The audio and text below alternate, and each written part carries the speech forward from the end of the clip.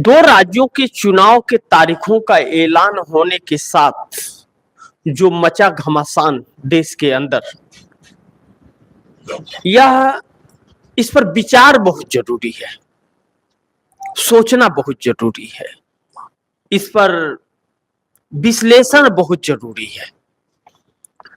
क्योंकि जिन परिस्थितियों में और जिस तरीके से चुनाव हो रहे हैं, इसे दुर्भाग्यपूर्ण कहें, सौभाग्यपूर्ण कहें, या ठीक ठाक कहें, या बदहाली कहें, यह तो एक चिंता का विषय है। लेकिन इसके साथ साथ जो पार्टियां इस देश की जनता का नेतृत्व करती हैं, वह पार्टियां क्या निष्पक्ष कर रही हैं या सत्ता स्वार्थी हो गई है, इस पर विश्लेषण बहुत जरूरी है।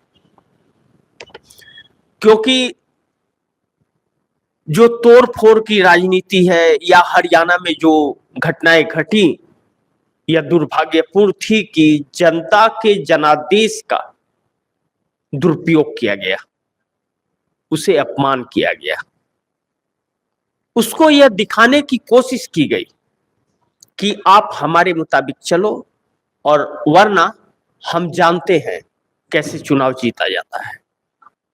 लेकिन यह सवाल उठता है कि चुनाव आयोग के तारीखों के ऐलान करने के पहले भारतीय जनता पार्टी के नेताओं को पता कैसे चल जाता है कि इस समय चुनाव होगा, इस तारीख को होगा, इस तारीख को रिजल्ट आएगा, इतने चरण में होगा। क्या इससे यह नहीं लगता कि सब मिलीजुली है? इन विषयों पर हम 11 बजे के प्रोग्राम में भी चर्चा करेंगे, लेकिन क्या यह सही है इस देश के लिए? क्या यह नहीं लगता? क्या यह राजीव कुमार जो चीफ इलेक्शन कमीशन है, उनके ऊपर सवाल इससे नहीं खड़े होते हैं? क्या इस देश की व्यवस्था के ऊपर सवाल नहीं खड़ा होता है?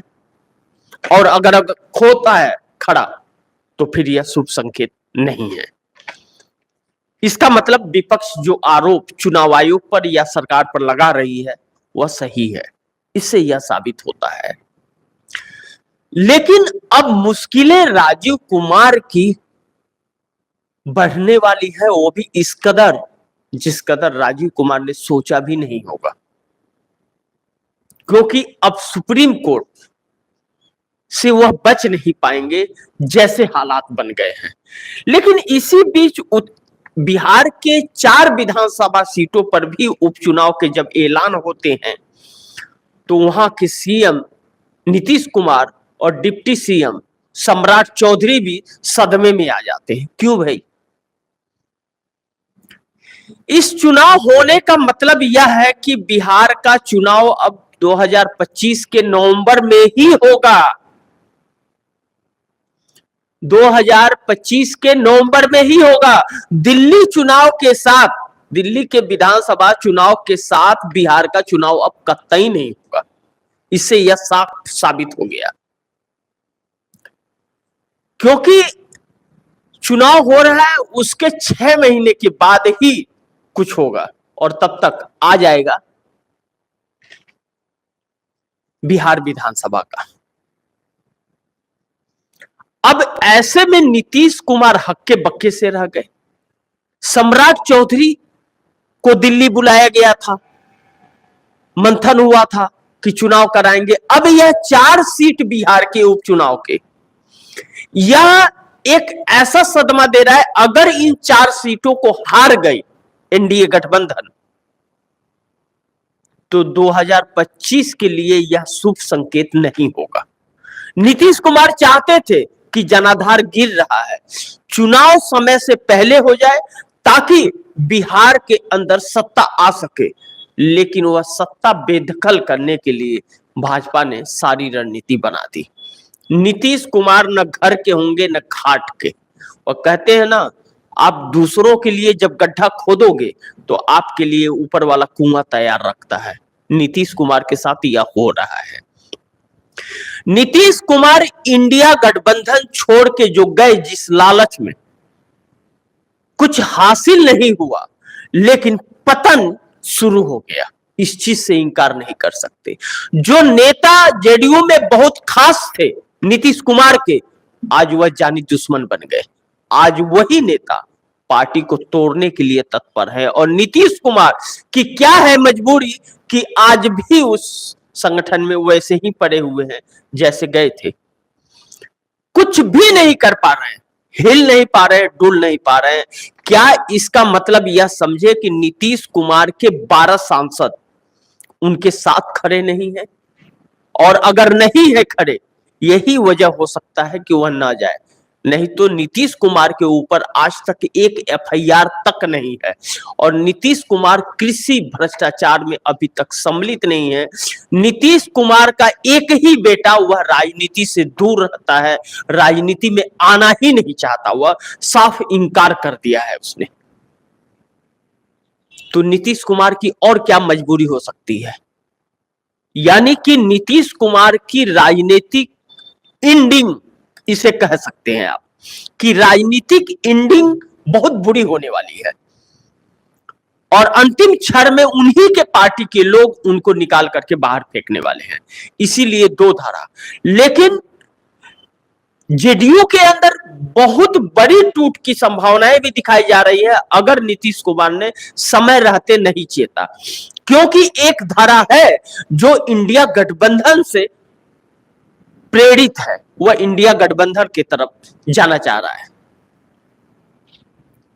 इस पर भी चर्चा होगी। और बिहार में राजनीति गर्म हो गई है जैसे ही 4 सीटों पर उपचुनाव का ऐलान हुआ और आपस में तकरार बढ़ गई है। लेकिन इसी बीच महाराष्ट्र चुनाव के ऐलान के पहले ही झारखंड में असम के मुख्यमंत्री हेमंत बिस्वा शर्मा जो प्रभारी बने हुए हैं, उनको तारीखों का कैसे पता चल गया कि इस तारीख को इतने चरण में चुनाव होगा, और वहां के अखबार में कैसे निकल गया? यह बातें बड़ी गोलमोल हो रही हैं और लोगों को विचलित कर रही हैं। और चुनाव आयोग अपना पीठ थपथपा रहा है। लेकिन चुनाव आयोग तारीखों का ऐलान तो किया, दो बातों पर फंस गया, पूरी तरह टाल गया बातें। पहला कि हरियाणा के 20-22 सीटों पर जो ईवीएम की बैटरी 99%, 90 से 99% पाई गई है, उसका जवाब नहीं दे पाया और कहा कि हमारे पास आए हैं यह सवाल और मैं लिखित जवाब उसका दूंगा। लेकिन वहां सवाल था रिकाउंटिंग का, जो चुनाव आयोग अभी भी तैयार नहीं है और उसे टाल रहा है और कह रहा है कि कोर्ट का फैसला जो आएगा हम तब देखेंगे। ऐसा क्यों? क्योंकि चुनाव आयोग के एक्ट के तहत अगर कोई प्रत्याशी कंप्लेन करता है और वह रिकाउंटिंग चाहता है तो तत्काल चुनाव आयोग करेगा, और वह जब तक रिकाउंटिंग नहीं होगा तब तक कोई सरकार नहीं बनेगी, उस पर रोक लगा दिया जाता है। फिर भी चुनाव आयोग चुप है, क्यों? एक सवाल बहुत बड़ा है यह, क्योंकि यह देश हित से जुड़ा हुआ है। और जो देश हित की बात करते हैं, देशभक्ति की बात करते हैं, वही देश में अपनी शक्ति दिखाते हैं और देश को लूट रहे हैं। इसीलिए सवाल खड़ा होता है कि आम देश की जनता के जनमत के साथ जो खिलवाड़ किया जा रहा है वह दुर्भाग्यपूर्ण है। लेकिन झारखंड में भी भाजपा अपने मकसद में कामयाब होती हुई बिल्कुल नजर नहीं आ रही है। कल्पना सोरेन के नाम से भागती और डरती हताश भाजपा परेशान है। चंपई सोरेन का असर नहीं है। चंपई सोरेन, हेमंत सोरेन कल्पना सोरेन पर हमला करने के लिए तैयार नहीं है, अभद्रता करने के लिए तैयार नहीं है, क्योंकि शायद उनके संस्कार नहीं है। चले तो गए भाजपा में, लेकिन जाने के बाद जो गति हो रही है, दुर्गति कह सकते हैं उसको, चंपई सोरेन का। चंपई सोरेन ने सोचा भी नहीं था। कभी पोस्टर से गायब हो जाते हैं, कभी नाम से गायब हो जाते हैं, कभी सम्मान से गायब हो जाते हैं। यह सारी चीजें जो हो रही हैं, किस डर से गए चंपई सोरेन, यह समझ नहीं आ रहा है। लेकिन लोग कहते हैं सीएम बनने गए थे, विधायक भी बन पाएंगे या नहीं, यह भी एक विषय बन करके रह गया है। अगर ऐसा है तो वह बहुत दुर्भाग्यपूर्ण है। लेकिन जो भारतीय जनता पार्टी राम राम राम राम राम राम राम राम राम राम राम राम राम राम राम राम करते रहती है, हमेशा अयोध्या के मिल्कीपुर चुनाव से क्यों भाग रही है? 10 विधानसभा सीटों पर उपचुनाव होने थे, 9 पर हो रहे हैं, तारीखों का ऐलान हुआ है 9 पर, लेकिन अयोध्या की मिल्कीपुर सीट का नहीं ऐलान हुआ। क्यों नहीं चुनाव लड़ रही है, क्यों नहीं चुनाव कर रही है? फिर डर सताने लगा है प्रभु श्री राम का, क्योंकि राम का जो डंडा चला है उस भाजपा के ऊपर, जिस राम को लेकर के 1990 से खींच रही थी, और उसका जो डंडा चला है, भाजपा हताश है।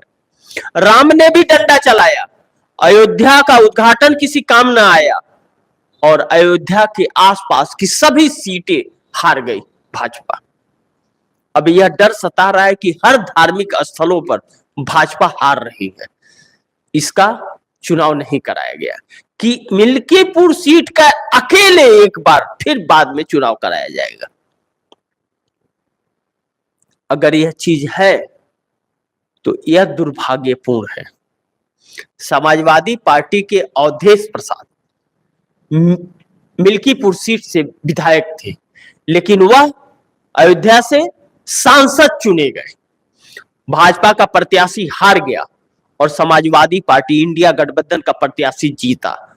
पार्लियामेंट में राहुल और अखिलेश सबसे आगे बैठाते हैं अवधेश प्रसाद को, जो अयोध्या का प्रतिनिधित्व करते हैं, एक दलित समाज से, पिछड़ी जात से आने वाला व्यक्ति। इसमें गलत क्या है? आप दर्शक को बताते हुए मुझे खुशी हो रहा है कि प्रभु श्री राम एक धोबी के कहने पर, जो उनका नागरिक था, उनके राज का था, जात पात नहीं होता, चाहे किसी भी जात का हो, वह प्रभु श्री राम के लिए सामान था, और उसकी बात पर माता सीता को वह वनवास के लिए भेज देते हैं, और उसके बाद माता सीता कभी लौट नहीं पाई। आई तो माता धरती की गोद में समा गई। तो इन लोगों की क्या बिसात? तो भाजपा डर गई और मिल्कीपुर सीट का चुनाव नहीं हो रहा है।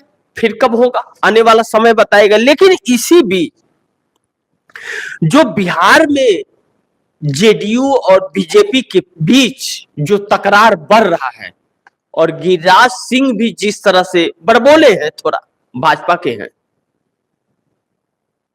कम से कम उनके अपने विधानसभा में और लोकसभा में तो जनाधार है, जीत के आते हैं, चाहे जैसे भी जीत के आए, चाहे मशीन के करामात से, चाहे अपने दम पर। लेकिन काम दो कौड़ी के, कोई ऐसा काम नहीं है जो वह बता दे कि जो सबके जन, उनके क्षेत्र वासियों के फायदे के लिए रहा। लेकिन संबित पात्रा हुए, गिरिराज सिंह, यह लोग गिने चुने लोग हैं, नाम है ऐसे कि जब जहर घोलने की बात हो तो इनको आगे किया जाता है। वह नीतीश पर बड़ी हमलावर है।